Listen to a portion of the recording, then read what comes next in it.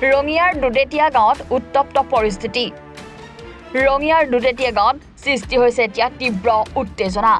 101 নং জয়ন্তীপুৰ গাঁও পঞ্চায়তৰ 10 নং ৱাৰ্ডৰ বিজেপিৰ সমৰ্থিত প্ৰাৰ্থী শফিকুল হুছেইনৰ আত্মীয়ৰ ঘৰৰ পিছফালৰ পুঁজিত অগ্নিসংযোগ কৰে দুৰ্বৃত্তই।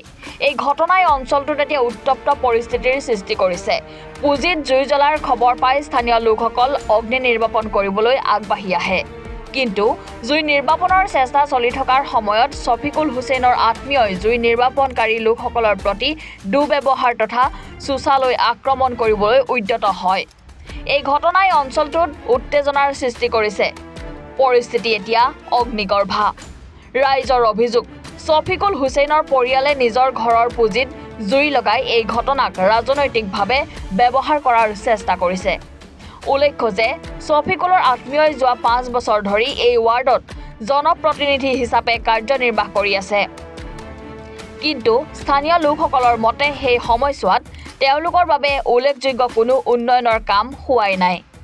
ফলত এইবাৰ ৰাইজে এগৰাকী নিৰ্দলীয় প্ৰাৰ্থীক সমৰ্থন জনাই নিৰ্বাচনত প্ৰতিদ্বন্দ্বিতাৰ সুযোগ দিছে।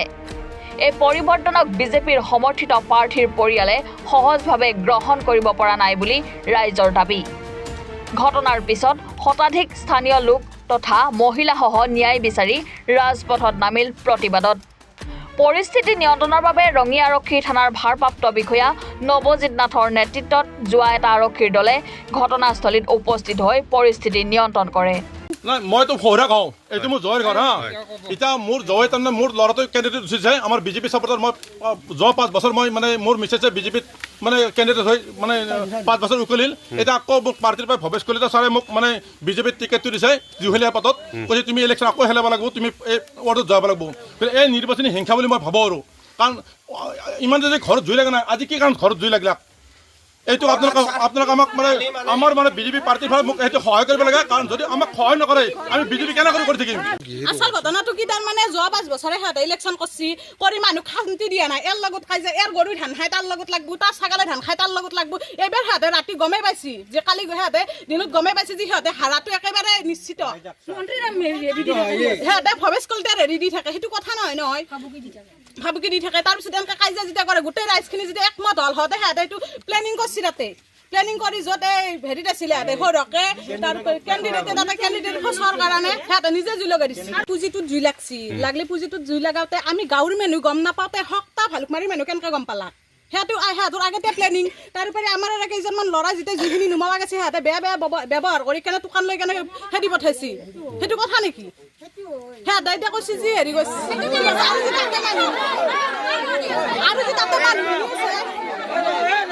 আমি শুনা পাইছো যি আমাৰ এই মানুহ কেইজন মানুহৰ ওপৰত বেয়াতে জুই লাগছে। আমাৰ এই ওচৰৰ মানুহখিনি গেছি আমাৰ ঘৰ অলপ দূৰত ইয়াৰ পৰা, কিন্তু আমি গম নাপাওঁতে সপ্তাহৰ মানুহ ভালুকমাৰীৰ মানুহ কেনেকৈ আহি উপস্থিত হ'ল। এইটো প্লেনিং মানুহ, এইটো প্লেনিং কৰি থৈ দিছে। যি প্লেনিং কৰিম আমি ফোন মাৰিম তহঁত যাই তাত উপস্থিত হবি। সেইটো সিহঁতে প্লেনিং নকৰিলে মই জানিম নেকি যে কাৰোবাৰ ঘৰত জুই লাগব? মই ঘৰত বহি আছো, মইতো প্লেনিং কৰি বহি থাকিব নোৱাৰো। সিহঁতে পুৰা সম্পূৰ্ণ ষড়যন্ত্ৰ এইটো। আৰু এনেকুৱা বেবিচাৰ কথা তাৰমানে সেইটো কথা নেকি? গাঁৱৰ মানুহটো জুকুৰা নুমাব যাবয়ে। আৰু এটা কথা জুইকুৰা তাৰমানে নুমাই গেছি, জুই নুমাই গেছি, বাছ গাঁৱৰ মানুহখিনি চাইড হৈ গৈছে। যেতিয়া পুলিচৰ গাড়ীখন আৰু এই সাংবাদিক আহিছে সিহঁতে আকৌ জুই লগাই দিছে। তেতিয়া সিহঁতৰ সন্মুখত কোনোবা গৈছিল নেকি জুই লগাই দিবা? সিহঁতে জুই লগাইছে, আকৌ দবদবাই জুই উঠি গৈছে। এতিয়া মানে আমি উচিত তদন্ত বিচাৰোঁ। এতিয়া আমি এটাই বিচাৰিম, উচিত কি সত্যতা কি যে কোনে জুই লগাই দিছিল, কি কৰিছিল। ৰাইজৰ মানুহখিনিক এই ৰাতিয়ে যি ৰাইজৰ কিছুমান ষ্টুডেণ্ট আছে পঢ়িব লগা, কিছুমানে খানা পিনা দিনটো হাজিৰা কৰে কষ্ট কৰে, তেখেতসকলক আজি ইমান হাৰাচমেণ্ট কিয় দিছে? সিহঁতে ইমান হাৰাচমেণ্ট দিব লগা কিয় হ'ল? সেইটো আমাক বিচাৰ লাগে।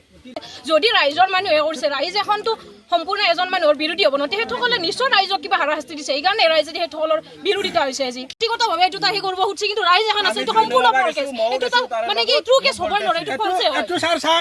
গাঁওখনত 100 ঘৰ মানুহ, 100 ঘৰ মানুহৰ আমি 96 ঘৰ মানুহ এটা গোটত আছো। আৰু সিহঁতে 4 ঘৰ বেলেগকে আছে। কেনে বেলেগকে আছে? তাৰমানে আমাৰ সমাজত আছে হয়, কিন্তু সিহঁতে আমি যদি এনেকুৱাকে খাওঁ সিহঁতে এনেকে খায়। যি এইটো নহয় এইটোই আমি সিহঁতৰ মতে আমি চলিব লাগে।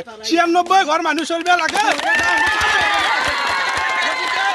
সিহঁতে নিজে জ্বলাই দিছে আৰু জুই নুমাইছিল কিন্তু সাংবাদিক অহাৰ লগে লগে আৰু কৰপাই জুই উঠিলা গতিকে এইটো আপোনালোকে বিবেচনা কৰিব আৰু আমাৰ ৰঙিয়া থানাৰ ভাৰপ্ৰাপ্ত মহোদয় আহা বুলি আমি গম পাইছোঁ আমি তেখেতকো অনুৰোধ কৰিছোঁ যে আপুনি এই কেছটোত অলপ চাব আমাৰ গাঁওখনক এই 4 ঘৰ মানুহ কালিৰ মিছেছক আমি মেম্বাৰত তুলি গাঁওবাসীয়ে জয় কৰালোঁ আৰু আমাক প্ৰতিশ্ৰুতি দিছিল যে আমি পিছপৰা গাঁৱৰ মানুহ আমাৰ মাজত আঁচনিবিলাক বিলাই দিম বুলি প্ৰতিশ্ৰুতি দিছিল কিন্তু তেওঁলোকে আমাক প্ৰতাৰণা কৰিছে আমাক বহুত প্ৰতাৰণা কৰিছে প্ৰতাৰণা কৰাৰ ফলত এইবাৰ গাঁৱৰ মানুহে একগোট হৈ আমি এটা নিৰ্দলীয় প্ৰাৰ্থী আমি জয় কৰিম বুলি আমি একগোট হৈছোঁ গতিকে আৰু তেওঁলোকে আমাৰ ভৱেশ কলিতা ছাৰৰ আগত যাই কয় কি তেওঁলোকে কংগ্ৰেছী মানুহ তেওঁলোকক আঁচনি দি কি লাভ আছে আমি আৰু ভৱেশ কলিতা ছাৰৰ লগত যোগাযোগ বেলেগ মানুহৰ দ্বাৰা যোগাযোগ হৈছোঁ কি যে আমি মোবাইলত ফটো কৰি কেনে ভৱেশ কলিতা ছাৰক আমি দেখুৱাম আমি কংগ্ৰেছী মানুহ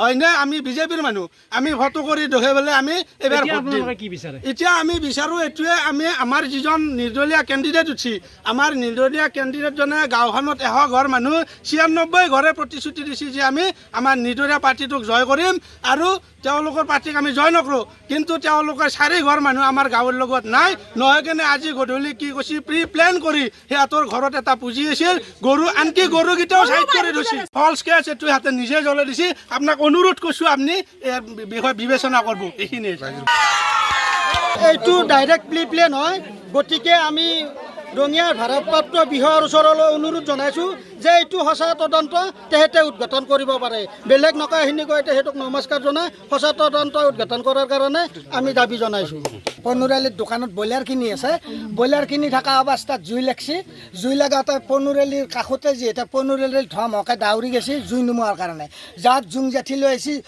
বয়া ব্যৱহাৰ কৰি পেলাই কৈছে তই জুই লগাই দিছা তাৰপৰা আৰু কেইজনমান মানুহগাল সিহঁতক গোটেই জুং জাঠি লৈ আহিল আহাত আমাৰ মোৰ মাজু ডেকা 5 বছৰ আগত মেম্বাৰ হৈছিল সেই মেম্বাৰজন আহিল আহাত সিহঁতৰ ল'ৰা এটা কৈছে এই বয়া ভাষা দি গালি পাৰি পেলাই মাতছি তই একেই মাৰামাৰি কৰোঁ তেতিয়া আমি ৰাইজখিনি পিছে আছোঁ গতিকে ঘটনা এইখিনি ৰঙিয়াৰ পৰা শামছুল হকৰ ৰিপৰ্ট এনি ভাৰত 24